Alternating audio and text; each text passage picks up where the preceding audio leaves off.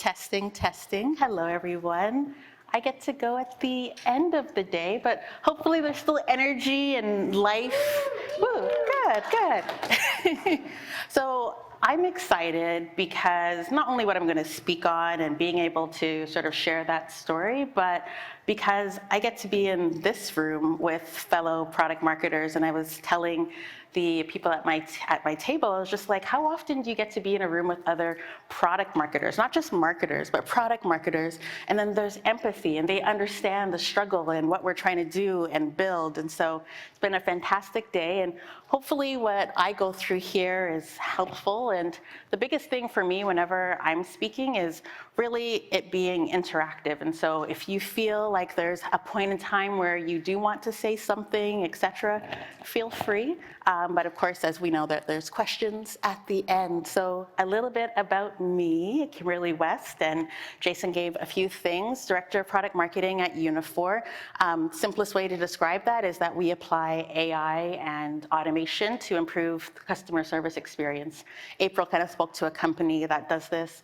We do that, but across a number of different channels and different experiences, and we do that globally. So being the head of product marketing at Unifor, not only am I marketing to the North American team, but we're also in APAC, and we're also in Europe. And so quite a bit of breadth and teams that I'm working with across a number of different time zones, and so constantly sort of managing a number of different things. Other quick notes, B2B and B2C marketer. The B2C part comes in me finding my own company. So I have two girls. I mentioned in the breakout that we had before, I start off the year always saying, what is my North Star? My North Star are my two girls. That's what I plan everything around. That's how I decide what I'm gonna do. And they inspired me to create a company in 2016 dedicated to representation and love. And so it was really about how do we make sure kids love themselves, see themselves represented in the toys that they interact with, and hence entered the B2C world. I am a customer of Shopify and had to learn all things in terms of digital ads, etc. So that has been an interesting journey on the B2C side and has helped on the B2B side. And then I do love to travel. So I did my undergrad in Toronto, but then got the opportunity to study in Jamaica. I did my master's in Europe and lived in England and France. And then work-wise, just always traveling. And then even though we're in this midst of COVID, every month this year, I have been on a plane. So as much as the girls are the North Star, hubby has been holding down the fort as I've been on a plane every month, because a big part of my role is not only meeting and managing my team, but also speaking on behalf of my company and talking about how can you use AI to improve the whole experience and evangelizing that across North America. So just curious, I think we've done a couple of things in terms of like getting to know the room, but what I'm going to talk about is really this idea of aligning with GTM teams. And I'm just curious in terms of, I think there was one person that said that there's a team of one. Anybody else that's a team of one at their company? Oh, okay, there's a couple, more than one. All right. And then curious, anybody that is more than a team of 5 of product marketing at their company? Oh, quite a few. Okay, very cool, very cool. So we get varying degrees in terms of where we're at. And so I'm gonna talk about my experience of going from being 1 to now being a team of 5, and the journey that that took and how I got to learn how to align with a broader go-to-market team. So the go-to-market team, I think we've touched on this quite a few times. Great visual from the PMA Alliance. I love it. I just updated it a little bit and said, what would be my dream team? So I was like, if I was going to create my team, well, of course, my marketing team would be Issa Rae, because if you don't know, Insecure was like the best show ever. But beyond the show, she also had a fantastic team that put out great experiences for you actually want to watch the show. If you don't know the product team, I don't know where you've been, Silicon Valley, excellent product.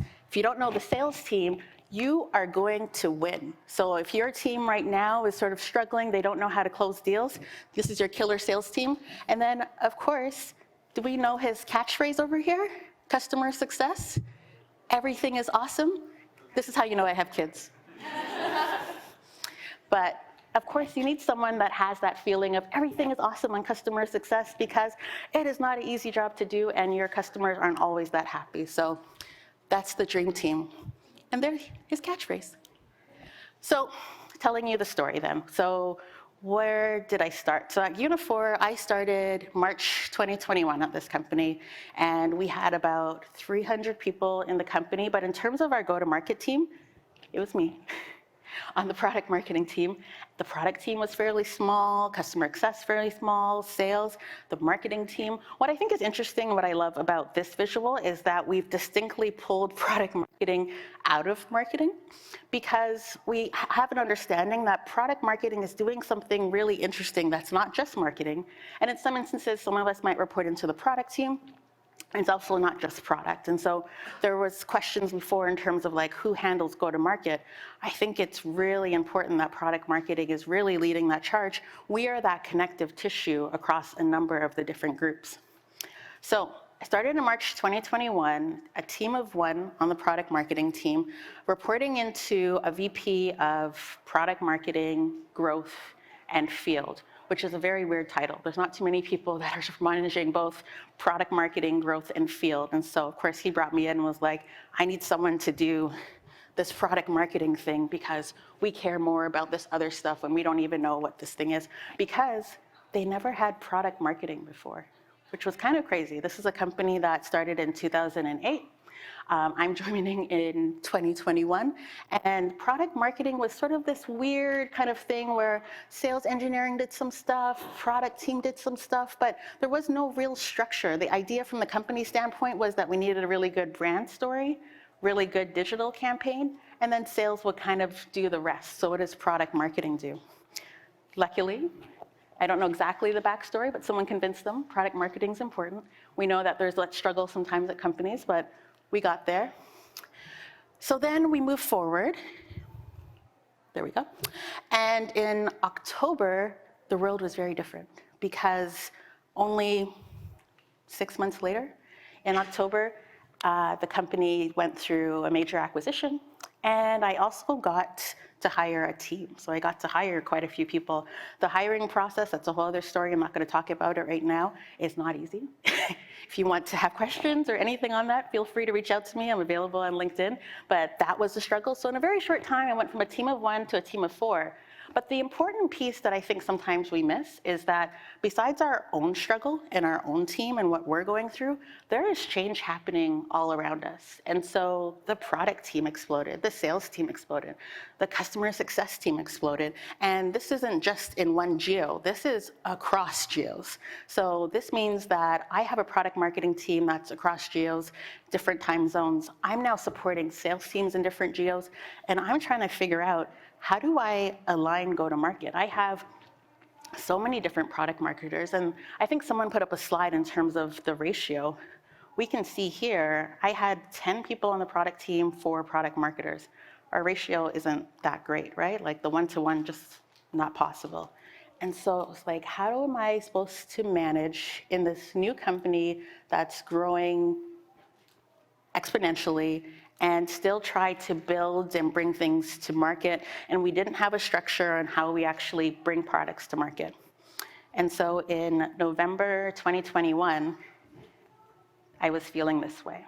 Because in November 2021 was the month that I started this whole travel journey. So things started opening up, and I was able to go into our California office where we are based, and I met with the CEO of our company.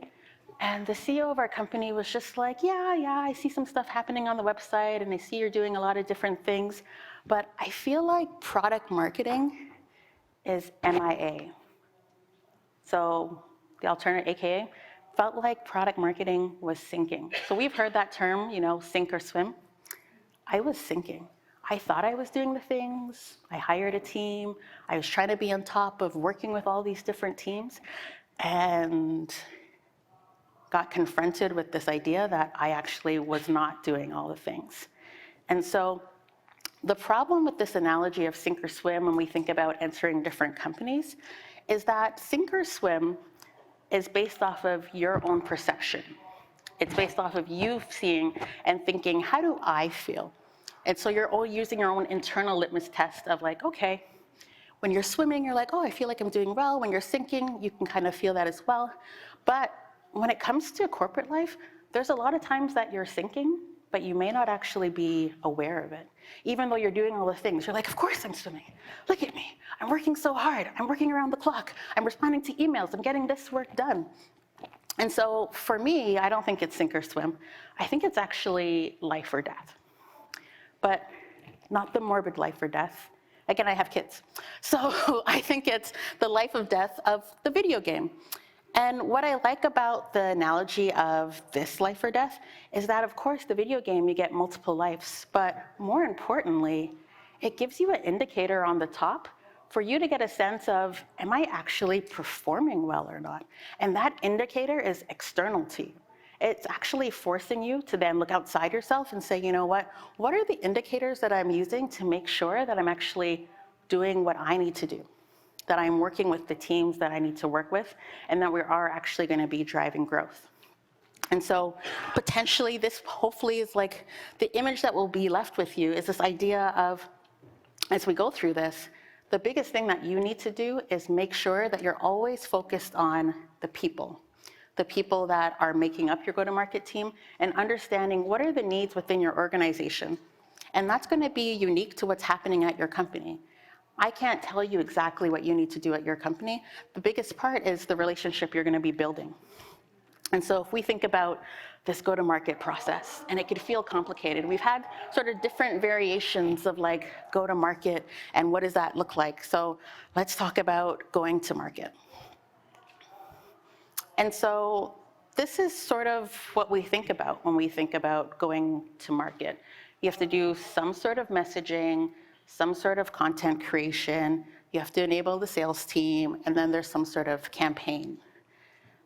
The problem with this slide is that it's so nice and neatly organized, right? I could have come up here, I could have done a whole presentation being like, here's how you go to market, here's all the key things that you do, and you'll be like, yeah, that's how you go to market. But then you walk away, and inside, internally, you're like, but what about the people that I work with who don't actually want to do the things to get to here? How do I do that? And that's the feeling, that's the pain. And it's like, how do I get here? As much as I might have a vision, you walked away, you looked at April's session, she had great vision, great sense of like, how do we do positioning?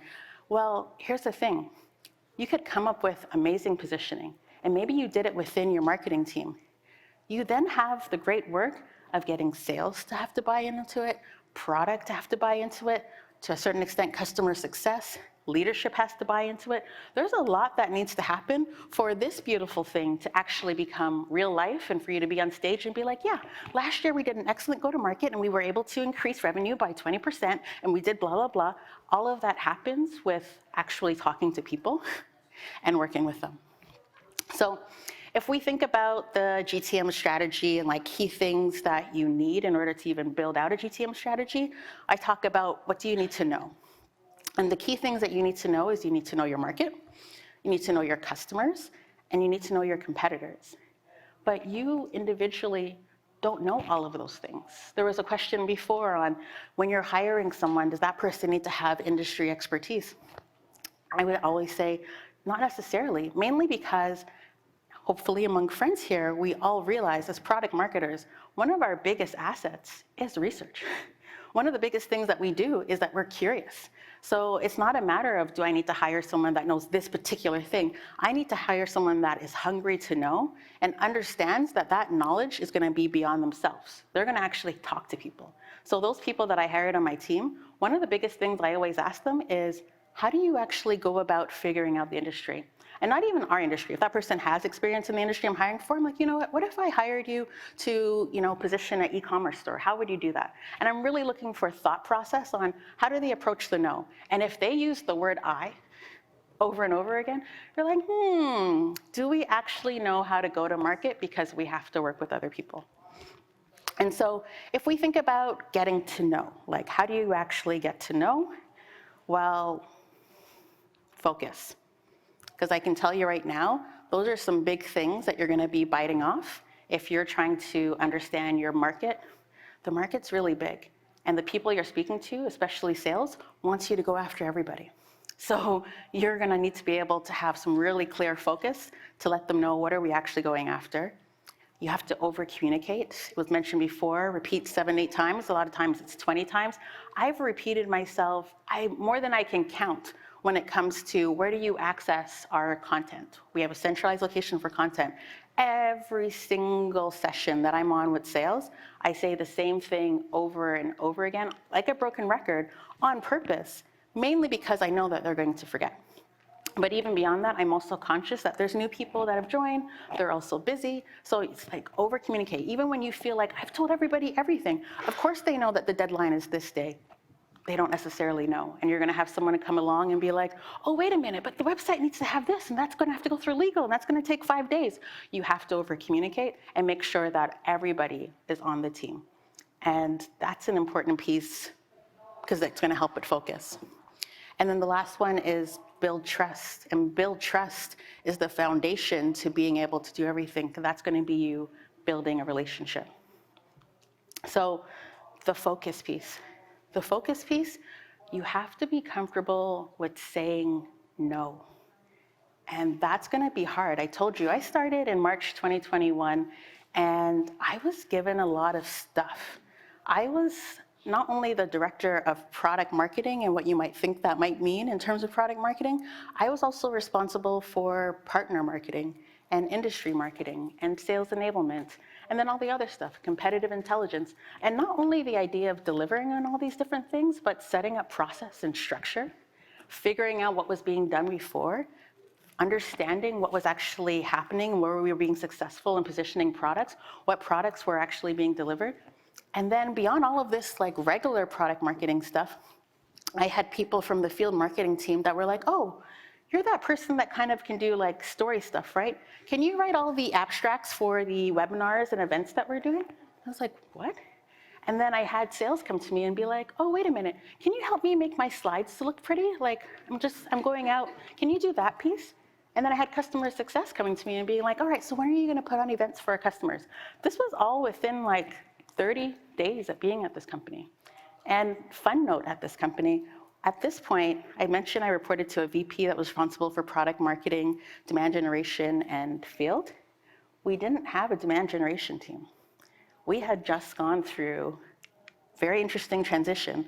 And so for the first 3 months of my job, we didn't have a DG team. We had 2 people based in India, so about an 8.5-hour time difference, who didn't even have DG titles. We had one person that was responsible for emails, which I've never been at a company where someone's responsible just for emails, like not even demand generation, just emails.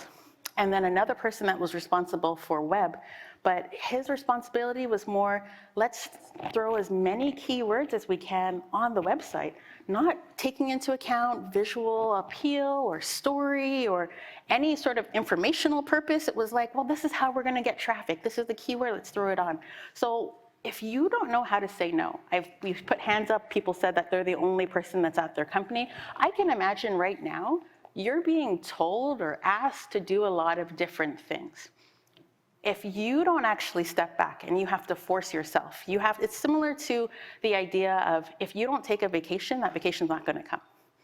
And so you have to step back and say, in the midst of this chaos, and I'm saying this now post a very long experience. I did not do this. This is me teaching you this so that you don't have to go through it. You have to be able to step back. After that November experience of the CEO being like, product marketing is MIA, I was like, what are you talking about? I've been doing so much. Like, what is going on here? I realized I had to step back and really then say, okay, wait a minute. What are the goals of the actual company? What am I supposed to be doing to achieve those particular goals? And what's within the capacity of what not only myself, but my team can actually do? And then what are the things that we're not going to do? So there's times where you're going to have to say no, but it's not a rude no. It's more a no in the sense of, I don't have the capacity to do this because I'm going to be actually doing this. And if this is an important thing, then we need to hire. And that might be uncomfortable. It might be hard for you to have that conversation of what are we going to do or what we're not going to do, but this is where focus comes in. You have to be very clear in saying, what are we going to do? So for me, That was growth. And I will talk about how did I actually do that? Well, the way that I did that is I actually put together a very short deck for my CMO, because I also had to educate her on fully what does product marketing do. And I said, this is the key thing that I'm going to be delivering. Because there was a sense that product marketing was like pretty graphics or sales enablement or white papers and ebooks. And yes, we do all of those things, but we do all of those things with the purpose of supporting sales and trying to close deals. And those things only get developed based off of strategy and story. And I can't build a strategy and I can't build a story if I don't have time to do it. And so how do we get here? Well, I have to do all of these things. The power of this, and I had a whole story to go with this, was really saying, my time, if I take the time to only produce content, then I'm not taking the time to meet with product, to meet with customer success, to meet with sales, to listen to sales calls. I can't just meet with sales. Sales is going to lie to me. I need to be on the calls and actually listen to sales. So it's that time that I need to take, and not only me, but my team. That's the only way we're going to know the market. How am I supposed to meet with analysts? How am I supposed to read reports? There is only so much that we can do, and we have to be very mindful. So when I say focus, it's not just focus in terms of time and being like, all right, I'm going to do one thing at a time and I'm not going to multitask. It's like, no, step back and really think through, what is your purpose at your organization? What is the main thing you're trying to achieve? How do you get there to achieve that? And then what are the things you're going to have to drop? Another sort of kid-inspired analogy, what are the Lego pieces that are going to have to drop? You don't need all the Legos in the box. So there's going to be certain things that you're not going to do, and you're going to have to be comfortable. And I can tell you, the initial stages, it's not comfortable. I remember going to my CMO, and she was like, we need to put together a customer marketing program and achieve this XXX. And I was like, great. Old Kimberly would have been like, yes, hop to it. New Kimberly was like, well, I can do the customer marketing program that you're talking about, but it's going to then be in sacrifice of this product release that's supposed to actually help with us growing sales. And then here's the time that's going to be needed. And then she was like, oh, wait a minute. Maybe we should look at hiring. I was like, oh, should we? And then it was, let's put together a strategy. What's the plan? So a big part, and I've heard it a few times, that product marketing really is the strategy part of the organization. Be strategic with yourself as well. So it's not only the strategy of how does the company go to market, it is the strategy as well of how does product marketing actually show up in the organization and add value. You can only do that if you're using your time effectively. And working 60, 70 hours plus a week without focus is not going to get you there. And then you give them all the candy that they like. You're like, here you go. Then you get all this stuff. And so then it gives them clarity, because then this framework, after walking through it with the CMO, and she was like, oh, I'm on board. Then I was able to go to the other team. So by this point, by November, we actually did have a demand generation team, thank God. We also didn't have a marketing operations team, which was just like mind-blowing when I started. But we now had a marketing operations team. So I went to every team. You have to do a roadshow. And the positive is that we're virtual. I didn't actually have to go anywhere. I literally just had to put a meeting on the calendar and then get the different groups on board. So the head of demand gen in APAC, so that's our Asia as well as Australia team, I got them on the phone. I said, guys, and I'm a really big advocate of plan on a page.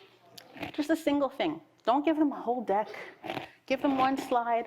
It's very easy. Make it easy to access so they can constantly reference back to it. When you're on any meeting, whenever you are asked to present, put this up first. When you're asked to present to the marketing team, always be conscious of your audience. When you're asked to present to the marketing team, and I have to do monthly updates, I always put this slide first. I'm like, guys, remember, product marketing, we're all about focus, and this is what we're trying to achieve. Well, this is what we've been able to deliver. And having this as sort of that reference point, they're like, oh, that's great. You actually, oh, okay, that's really good. So this helps with the marketing team. Doesn't necessarily help with sales and customer success, because they're going to look at this and be like, give it all. Like, why can't you do everything? Like, what is going on? So this is where over-communication comes into play. So you now have focus for yourself, and for the marketing team, they have a good sense. The over-communication piece is plans on a page, and I'm going to show you a different one that we can use for another audience. It is a central source of information. I can't tell you, I never realized that I like process until I got into an environment where process did not exist at all. I was like, wait a minute. So when I started, this is like, give you a little context. When I started, I had, day one, 300 emails in my inbox. And I was like, I just started. I don't understand. And my boss was just like, oh, I wanted to make sure you were up to speed, so I forwarded you all the emails with the updates on different things that we're doing. And I was like, do we not have a folder where we save this? Like, you couldn't share a link with me? He's like, no, like, it's all saved on like my personal slides, like OneDrive, etc. I was like, all right, well, that's the first thing we're going to do. So a big part of the idea of like step back and focus is really then thinking through what are the things that you're going to need to have to build, if it doesn't exist, to support the focus. So if there isn't structure, then you're going to actually have to take some responsibility to build that structure. Nothing heavy. All I did, we already had a SharePoint site. I didn't have to go out and get some sort of procurement, et cetera. Use what you have. But we had a SharePoint site. I was like, no, going forward, I'll create a product marketing folder. Everything's going to be saved here. I was also forward thinking in terms of, I'm going to be building a team shortly. There's no way I'm onboarding my team this way.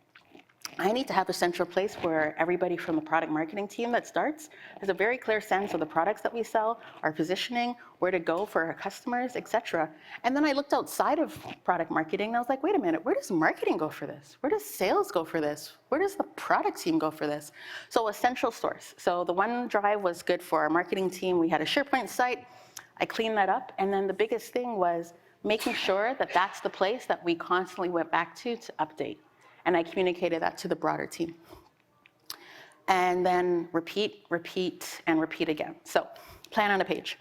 This is what I shared with everybody else, which made it very, very easy. I even presented this to the ELT. Was that a hands up or just a stretch? Go ahead. Can you share your deck? Yeah, I can share my deck. Awesome. And so, why was this valuable? One, I needed sales to be my friend. Right? Like, we need sales to be our friend. Sales needs to be willing to come to you and say, you know what, you're the person that I know that's going to help me in sort of figuring out how to position things, how do we go to market. And in the beginning, sales is kind of like, why do I need you? I've been closing deals on my own. So I needed something that showed sales, we're going to be friends. So what's my focus? My focus is to be the market SME, not to be the product SME. My language is very clear here and on purpose. Not to be the SME just on the product, the market, because the market is going to be the broader sense of where we operate. The product is one way to solve a problem within the market that we're doing. And so it's really important that I understand the market that we're in. That's our customers, our competitors, what the actual industry dynamics are. So then I can be the single source for messaging. There is nowhere else you should be going.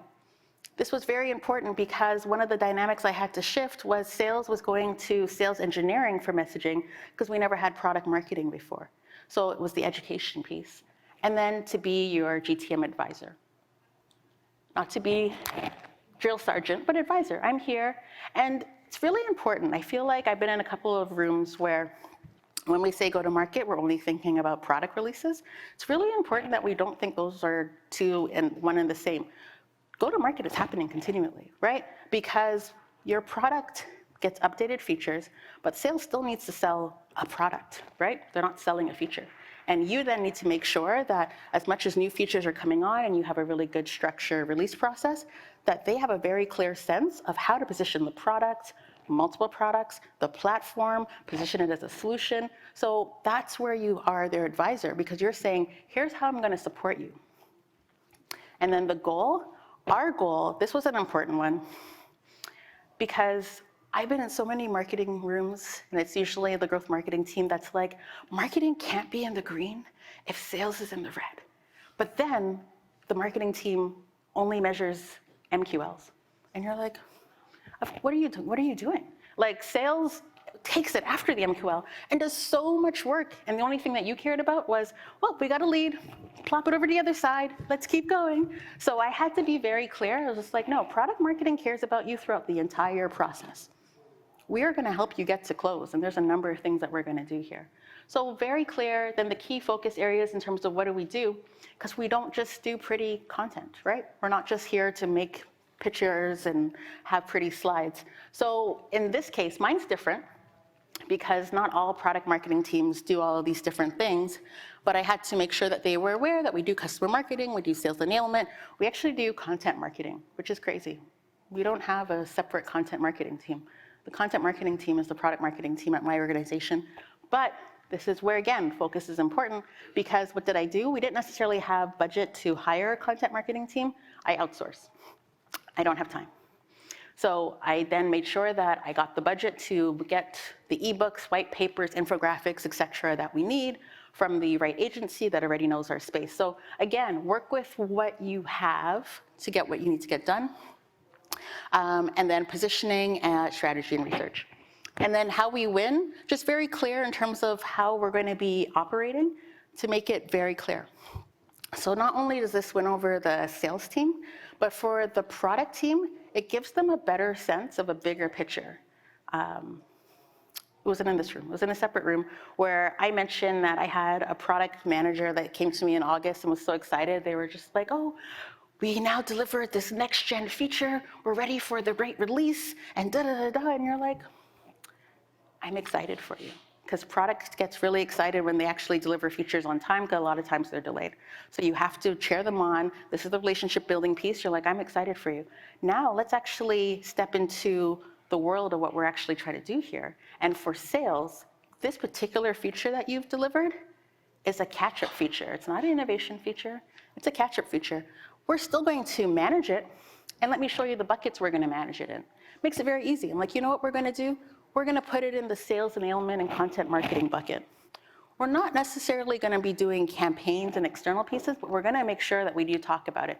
So it just makes it very easy and clear, again, because repetition is important. And repetition doesn't work if you keep showing them different slides and different models and different approaches.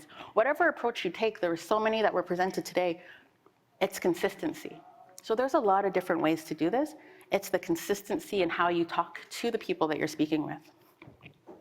This is another example. This is because I said I do solution marketing as well. This was an easy way to clearly identify, here's all of the solutions that we're rolling out, color-coded. I created this one for leadership. So we talk about the go-to-market team. I don't want us to forget that leadership is a big part of that, because leadership is approving budgets and they want to make sure that we're on track to get where we need to go. And so this one's a quick one. It's kind of funny for leadership, but you do need color-coded things. Like it really needs to be like, whenever you think about what do I need to put in front of an executive, I think about my 6-year-old and I'm like, yes.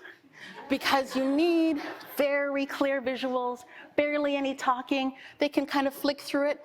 And it's not even to be rude, it's more so you have to be conscious of their time. And this is one of the things I always sort of coach the people on my team. I'm like, whatever you're sending out, make sure it's as easy as possible to read and get the information without them having to email you or ask you any questions. And if you need to, put a link for anything else. And there's a little link at the bottom if they need a deeper dive. So building trust, a lot of that stuff helps to build trust.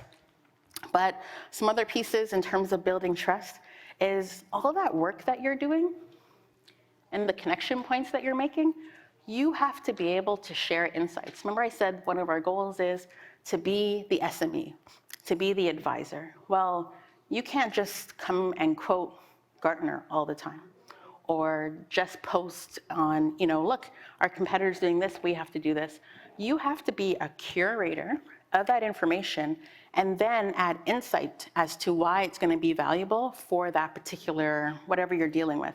So when we go through it on an annual basis, going through it right now, we're going through our market assessment, and this is what we're kind of analyzing the market. We have 4 key products, analyzing the market for each product, and then we're going to do an overarching one from an industry solution standpoint. We have to pull a number of different data points and then present that to the product team, because that's going to inform the roadmap planning for next year. I made that process up, guys. So if you feel right now like, oh, I don't have a meeting where I can do this, make it up. like the main thing here, and this is the power of being in product marketing, is that you are the one that's building strategy. You're the one that's guiding and advising. So if you want a strong go-to-market and you see gaps, or you feel like, you know what, the teams aren't aligned or product's not doing this thing, when I started, and I told you our product team that we had, we didn't have a structured release process. It was the most insane thing. Like, releases were coming out on a ridiculous time schedule. You barely knew about them. Product didn't want to invite you to roadmap meetings. You're like, oh, I don't know if you can be a part of this meeting. And you're like, how can I not be a part of the meeting if I'm going to be doing the marketing for this product? Oh, well, we want to wait because this is a critical feature and our competitors might want to copy it. And you're like, yeah, but I work here.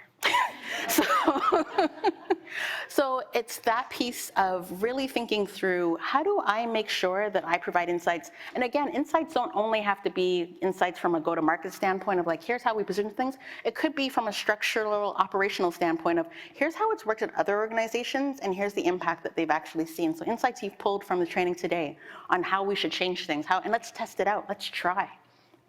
And then communicate. Like I said, it was stunning to me that we didn't have a marketing ops person.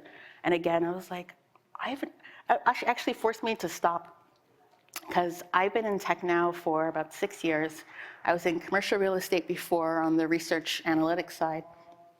And I was like, even in commercial real estate, we had a marketing operator. Like, what are we doing here?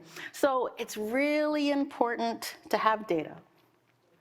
And it's very easy in product marketing to get comfortable with feeling like the growth team only needs to look at data and website traffic, or the sales ops team's looking at data to see what deals are closing. I have my own dashboard. Did I create that dashboard? No, I'm not an expert in Salesforce. Speak to someone. So I went to the person in sales ops and I was like, okay, I need a dashboard, because the sales dashboard was only looking at deals closed. They had some insight in terms of regions. What I wanted to know, because we have multiple products, I needed that data parsed out by pipeline and what products have the most pipeline. I needed customers and by product. I needed to know by persona. We use another tool called Sixth Sense. I looked at different data points to say, okay, well, we know who our personas are, but can we actually look at the data to see what personas are fully engaged? So look at the insights that you have. You have a lot of tools. I was at another company 2 years ago, and this is how I got introduced to Sixth Sense. They didn't even know that they had Sixth Sense. They were one of the first customers of this company. They got it early and then kind of put it on the shelf because they're like, we didn't know what to do with it. And then speaking to the person in marketing ops, they're like, I think this might be what you're looking for. And then we started using it, and it transformed how we went to market. So really important, if you're thinking about insights, think about what are the insights that are going to support the marketing team. It's different from what's going to support the sales team. It's different from what's going to help the product team, and then customer success. And so when I think about that build trust piece, a big part of it is relationship management. And this is for my team. There's so many different ways you can do this. But I had my team brainstorm, how can we be active, intentional, purposeful in building a relationship? And what you measure, you happen to be more intentional about. So I was like, okay, well, here's all the things that we want to do. These are the key groups we want to meet with, not just for product releases, all the time. We need to build a relationship. You don't just go to people at Christmas and like, where's my present? You have a relationship with them throughout the whole year. So what do we do? So here's the key people and some key things that we know we could do with them. Here's some indicators that we could track. And then just some top level things. What's information we can get from them? CI, competitive intelligence being an important one. Every one of these groups have CI, including customer success. So what's a way that we can get that information? And then what is information that we could give? It says information to source, but what's information that we could give? And then what are some gaps to close? Maybe there's things that they're not doing. We maybe set up a new process where we're like, you know, we have Clue. We want everybody to use Clue. They're not using Clue. Well, in these small one-to-one meetings, that's what we're going to do. So in summary, go-to-market is a people-first activity. And if you're looking at all these different ways, you're like, look at these flashy ways that I can go to market, how I can do storytelling. If you're not stepping back and really thinking through the people that you're working with, how do you actually work with them? How do you gain focus? It's going to be really hard. So I'll leave you with a quote that I love. The grass is greener where you water it. So if you have complaints right now about your company and chaos and they're not doing the right things, step back and think through then, what can I do to make the change to get to where we want to be? That's it.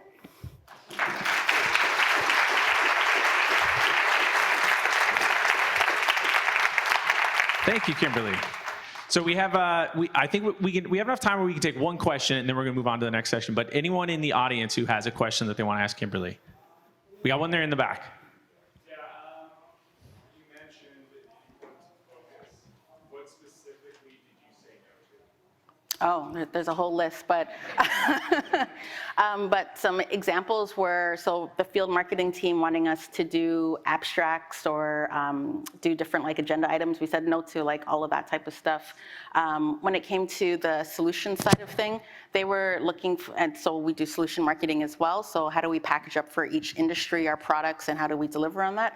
What they were looking for there is like, can we get a pitch deck for every industry? And it was like, no, because there was 15 industries. We said, let's look at the top 3 and where we, and so we had to look at data. That's where the insights came in. It's like, okay, so the no is always, it's not a hard no. It's always with an explanation and context of, no, we're not gonna do it for all 15, but let's do it with the first top 3 where we're driving value, see what's actually working there, and then we could probably duplicate and scale and make it easier.